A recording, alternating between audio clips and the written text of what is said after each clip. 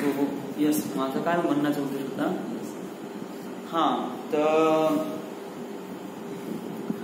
शिक्षण, education. Yes, अगोदरच्या काळामध्ये कसं आहे की म्हणजे अगोदरच्या काळामध्ये म्हणजे माझ्या वडिलांच्या याच्यामध्ये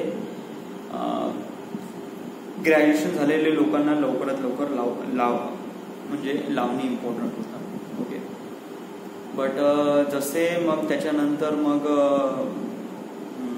लोक जसं शिकून राहिले, म्हणजे आमच्या युगामध्ये म्हणजे माझ्या जनरेशनमध्ये काही काही लोक PhD पर्यंत जातात तरी त्यांना जॉबची तेवढी सॅटिस्फॅक्शन भेटत नाही. काही काही लोक खूप शिकतात. आता याच्यामध्ये प्रॉब्लेम काय होतं, याच्यामध्ये प्रॉब्लेम होत आहे की ओव्हर पॉप्युलेशन. यस, म्हणजे आपल्या इंडियामध्ये नाही का खूप जास्त पॉप्युलेशन आहे. आपल्या इंडियामध्ये कोणत्याही गव्हर्नमेंट डिपार्टमेंटनी एखादी जागेसाठी नोटिफिकेशन अलर्ट केलं किंवा अनाऊन्स केलं तर त्याच्यासाठी रिक्वायरमेंट, त्यासाठी नाही का जे येणारे जे कॅन्डिडेट्स आहेत त्यांची संख्या पाहून तर हैराण होऊन जाते. It's too much. Me consider करतो, म्हणजे एक रॅन्डम फिगर सांगतो. आपल्या इंडियामध्ये समजा एखादी रेल्वेची जागा निघाली, railway is a government faculty. Okay, आणि तिथे समजा जर जागा निघाली आणि त्यांना करीब 1000 लोकांची गरज आहे, 1000 ग्रॅज्युएट स्टुडंट्सची गरज आहे.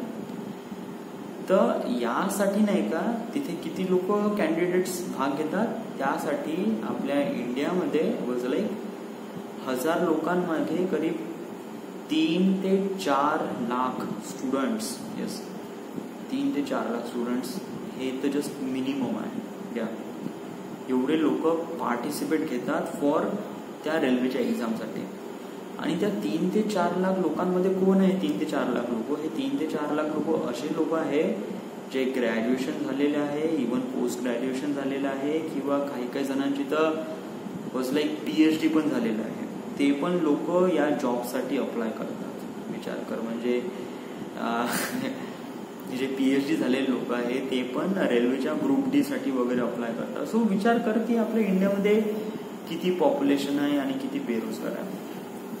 आता बेरोजगार होणे हे चांगली गोष्ट आहे की वाईट गोष्ट आहे? ऑब्व्हियसली चांगली गोष्ट नाही, वाईट गोष्ट आहे. आता वाईट गोष्ट कशाप्रमाणे आहे? ओके, मानून घे मी एक बेरोजगार आहे.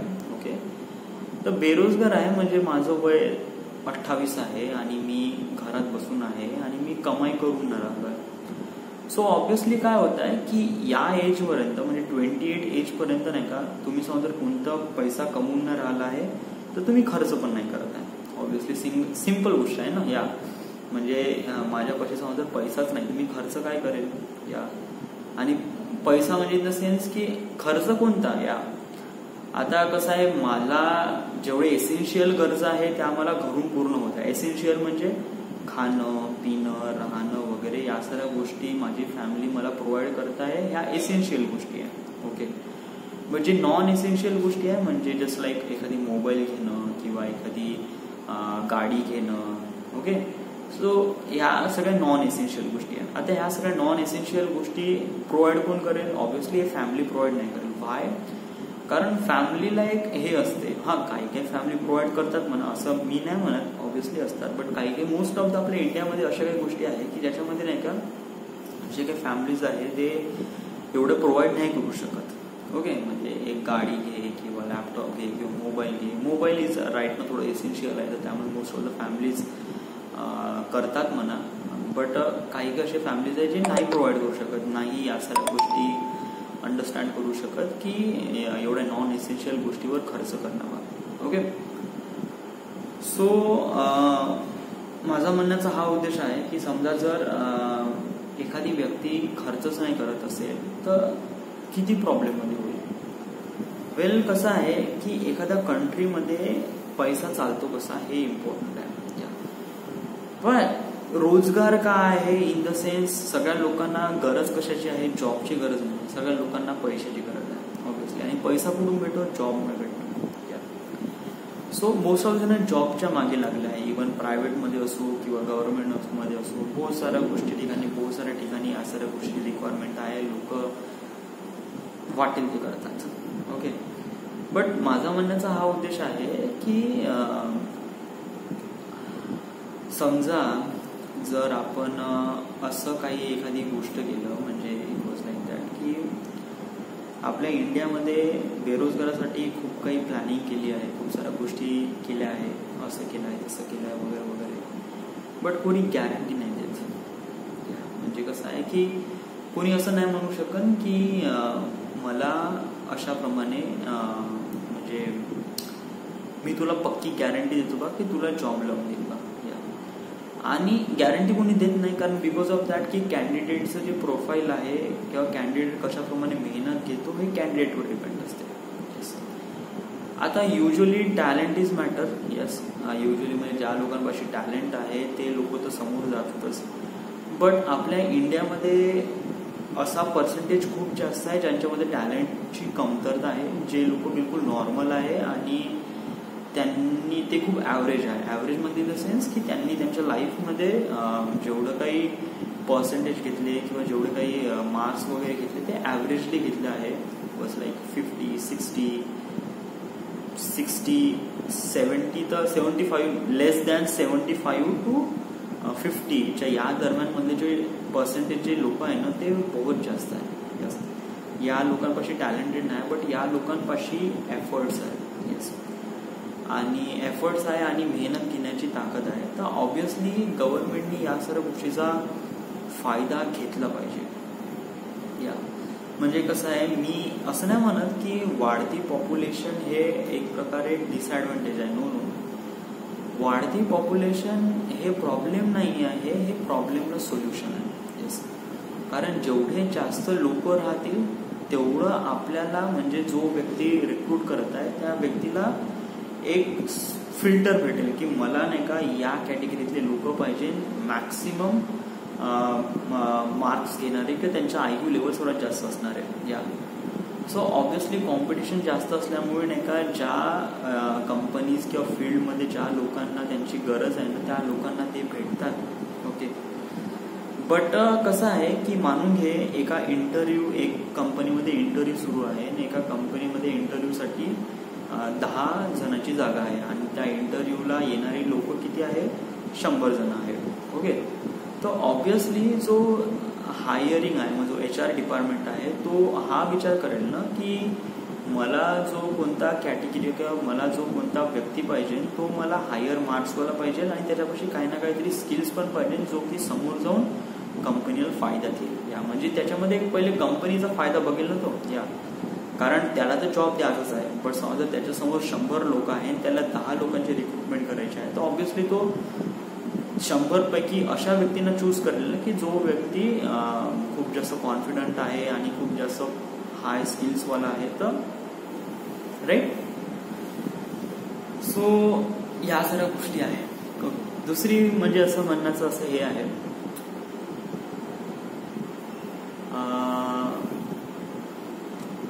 आपण जरी म्हणतो की वाढती पॉप्युलेशन हे एक प्रकारे डिसएडव्हान्टेज नाही, ॲडव्हान्टेज आहे, बट या साऱ्या लोकांपर्यंत पोहोचणं पण खूप जास्त कठीण होऊन जाते.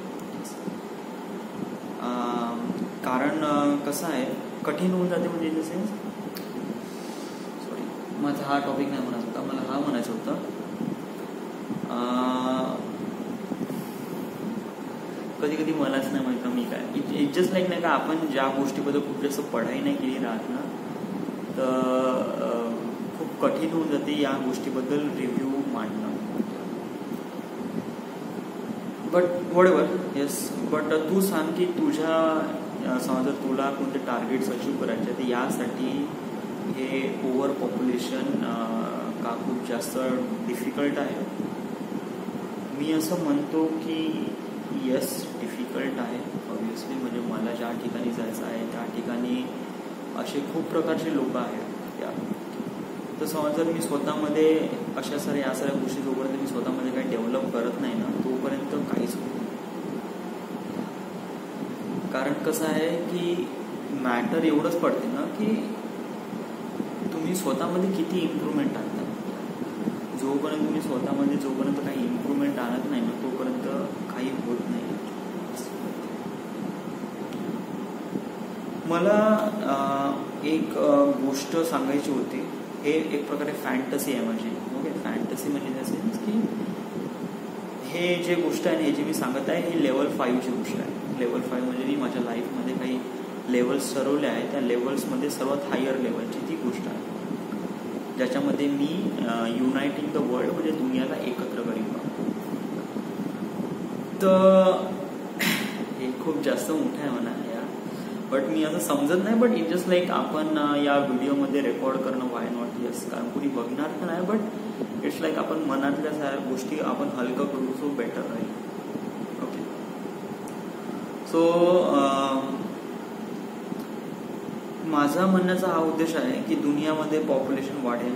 Yes, obviously. आणि पॉप्युलेशन वाढल्यानंतर खूप सारे लोकांच्या ज्या एसेन्शियल गरजा आहे म्हणजे जॉब, पैसा, यासाठी कॉम्पिटिशन पण वाढेल प्रत्येक कंट्रीमध्ये. मी असं नाही म्हणत प्रत्येक कंट्रीमध्ये, इंडियामध्ये किंवा सगळ्या कंट्रीजमध्ये कॉम्पिटिशन वाढेल. बट सगळ्यांनी मिळून एकत्र मिळून म्हणजे सगळ्या कंट्रीनी मिळून एकत्र मिळून आपण एखादी याच्यावर सोल्युशन फाइंड आउट केलं ना, तर याच्यावर जो इम्पॅक्ट आहे ना तो खूप चांगला होईल. कारण कसं आहे की आपण एक ह्युमन आहे आणि आपण हे जे डिवाइड करून ठेवलंय स्वतःला, मी या कंट्रीचा आहे या त्या कंट्रीचा आहे वगैरे वगैरे, हे मॅटर करत नाही जोपर्यंत तुम्ही असं म्हणत नाही की तुम्ही एक ह्युमन नाही आहे. कारण कसं आहे की हे आपल्या अंडरस्टँडिंगसाठी आहे की आपण कोणत्या कंट्रीमध्ये आहे. बट समजा जर कोण्या व्यक्तीला जॉब लागत आहे तर हे मॅटर नाही करत की त्याला जॉब कोणत्या कंट्रीमधून लागला आहे किंवा कोणत्या याच्यामधून लागला आहे. त्याला इन द एंड त्याला पैसा मॅटर करतो, कारण त्याला त्याच्या लाईफ, त्याचा फॅमिलीला सपोर्ट करायचा आहे. राईट. सो याच गोष्टीसाठी नाही का खूप सारे कंट्रीजमध्ये खूप सारे वर्ल्ड लीडर किंवा जेवढे काय ते या सगळ्या गोष्टी मागे लागतात. बट समजा जर या सगळ्या लोकांनी मिळून एकत्र मिळून समजा जर कोणती गोष्ट अंडरस्टँडिंग किंवा कोणती गोष्ट समजण्याचा प्रयत्न केला ना, तर खूप लवकर याच्या दुनियावर इम्पॅक्ट पडेल. खूप आपण याच्यावर लवकर सोल्युशन फाइंड आउट करूया. कारण कसं आहे की मला असं वाटतं यार की आपल्या दुनियामध्ये म्हणजे या वर्ल्डमध्ये आपण सगळे वेगवेगळे राहून नाही का कधीच डेव्हलपमेंट करू शकणार नाही, कधीच नाही. कारण आपल्यासमोर खूप साऱ्या अशा काही गोष्टी आहेत या आपण असं म्हणू शकत नाही की आपल्याला म्हणजे एका कंट्रीला किती प्रॉब्लेम्स आहेत, बट दुनियामागे बहुत काही प्रॉब्लेम आहे, बहुत सारे आणि बहुत मोठे प्रॉब्लेम्स आहेत. आणि प्रत्येक जण प्रत्येक प्रॉब्लेमला आपापल्या पद्धतीने सॉल्व्ह करण्याचा प्रयत्न करत आहे. ते एकत्र येऊन सॉल्व्ह नाही करत. जस्ट लाईक कोरोना व्हायरस आहे, आता या कोरोना व्हायरसमध्ये पण शायद सगळ्यांनी एकत्र येऊन तरी काम करायला पाहिजे, बट एकत्र मिळून नाही काम करत. जसं चायनीज अथॉरिटीवाले जे लोक आहेत ते इन्फॉर्मेशन प्रोव्हाइड नाही करत आहे, म्हणजे तो कोरोना व्हायरसचा जो म्युटेशन कशाप्रमाणे होऊन राहिला आहे, त्याची सिक्वेन्स कसं आहे, जेनेटिक सिक्वेन्स कसं आहे. सो या सगळ्या गोष्टी चायनावाले प्रोव्हाइड नाही करू शकत बिकॉज ऑफ दॅट त्यांची पॉलिसी कशी आहे. सो लॉट्स ऑफ थिंग्स आहेत. येस, कसं आहे जोपर्यंत आपण सगळेजण एकत्र येणार नाही तोपर्यंत आपण कोणत्याही मोठ्या सोल्युशनला फाइंड आउट, कोणत्या मोठ्या सोल्युशनला आपण हे करू शकणार नाही, टॅकल करू शकणार नाही. कारण समोर प्रॉब्लेम्स खूप येणार आहे लाईफमध्ये. मी स्वतः नाही म्हणत आहे, आपल्या दुनियामध्ये बहुत सारे प्रॉब्लेम येणार आहे. आणि इन द एंड ह्युमन हा एकच राहतो. या म्हणजे कसं आहे की मी असं म्हणतो की मी या पृथ्वीवर एक व्यक्ती आहे, एक ह्युमन आहे, तर तो एक व्यक्ती आहे, तो एक सजीव आहे. म्हणजे आपण असं नाही म्हणत की एखादी पगडा आहे तो या कंट्रीचा आहे वगैरे. No, it's not.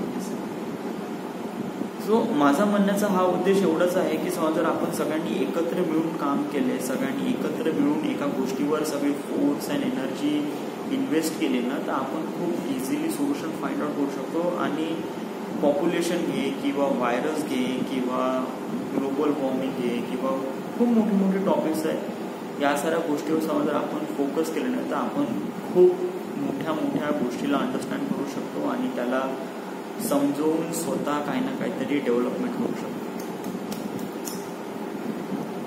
So yes, अजूनपर्यंत क्लिअर नाही का या सगळ्या गोष्टी कशाप्रमाणे होईल जेव्हा युनायटिंग द वर्ल्ड होईल. बट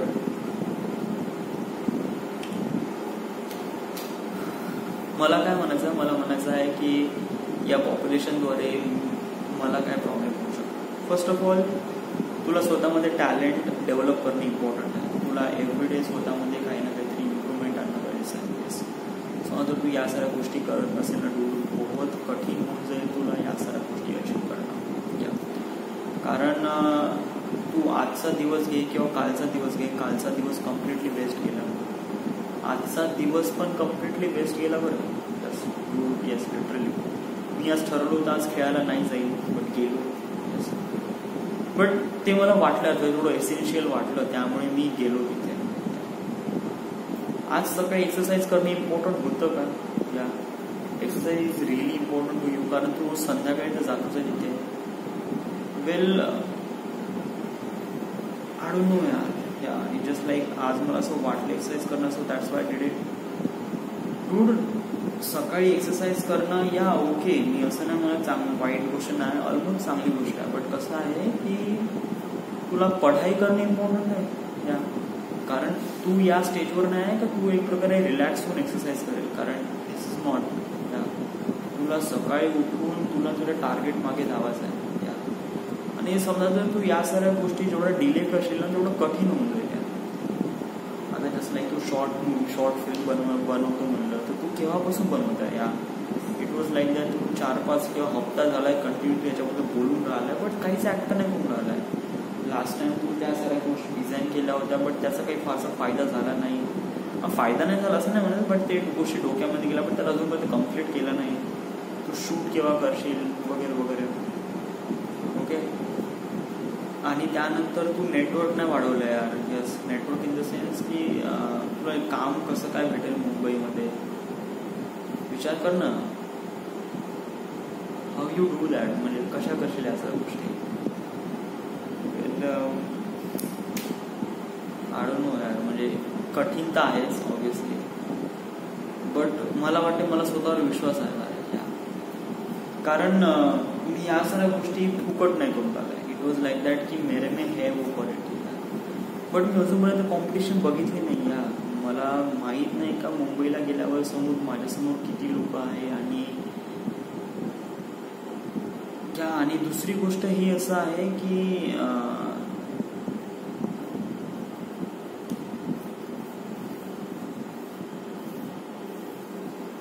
दुसरी गोष्ट अशी आहे की साला कशाप्रमाणे असं गोष्टी, कारण आपल्याला वाटते to be easy, but that is not, definitely not. आणि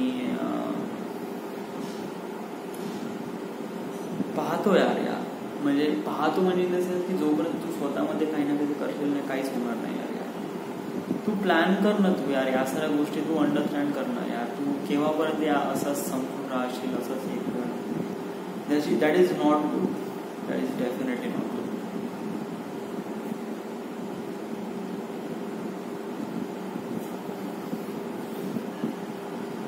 जर तुला काही ना काहीतरी करायचं असेल ना डूड, तर दिस इज द वे.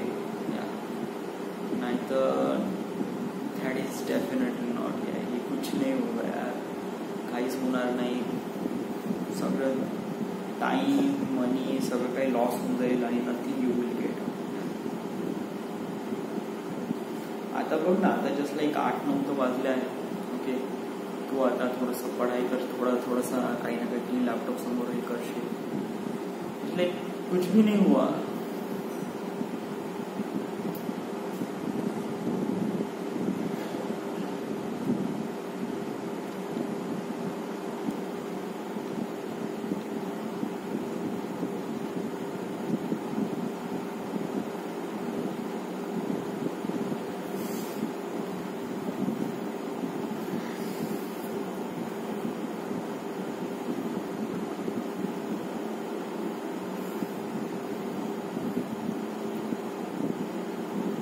आणि वन थिंग इज दॅट की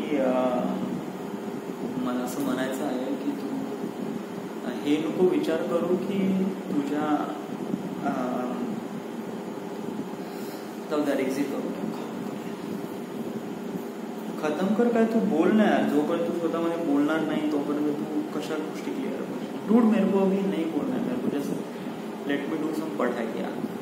कारण बहुत हो गया अभी, सगळं काही झालं.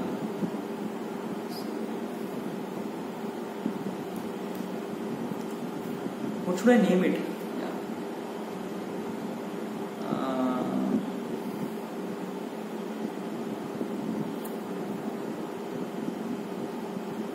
Population. Yeah, population पण असं म्हणता येईल.